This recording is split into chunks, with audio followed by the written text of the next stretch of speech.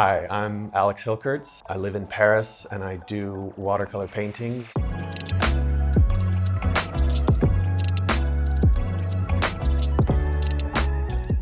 These are some of my favorite tools. These are the tools that I use every day when I'm painting and sketching, but there's certainly many other options available.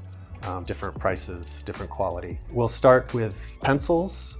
I like to use mechanical pencils. These give a very fine line. I have a few different ones for variety. I have different kinds of lead in each pencil. And then I have different kinds of ink pens, fountain pens and fine liners.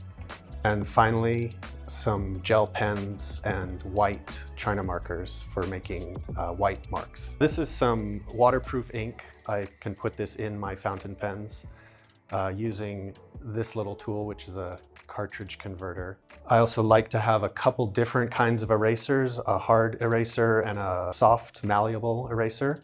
This is some graphite. I have a small sketchbook that I use to do preparatory sketches. And now let me talk about some of the paint brushes that I have. I have some flat brushes that are good for washes. I've got some with a sharp point, some mop style brushes, just a variety of brushes depending on the kind of mark or the kind of brush stroke that I'm after.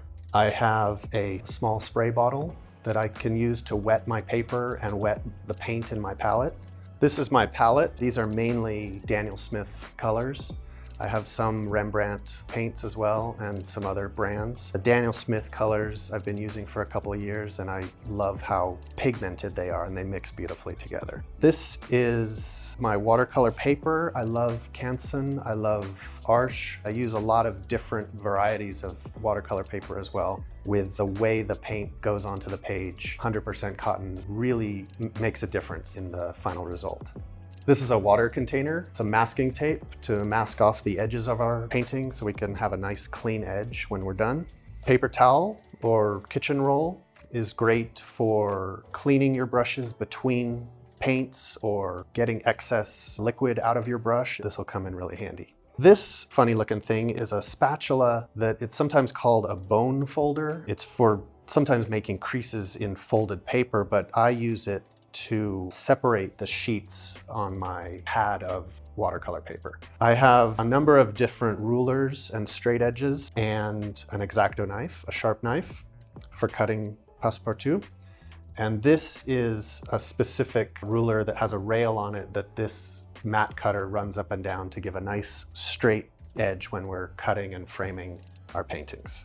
I hope you've enjoyed this video. Please subscribe to this channel. And if you want to learn more about me and my process, check out my online course with Domestika.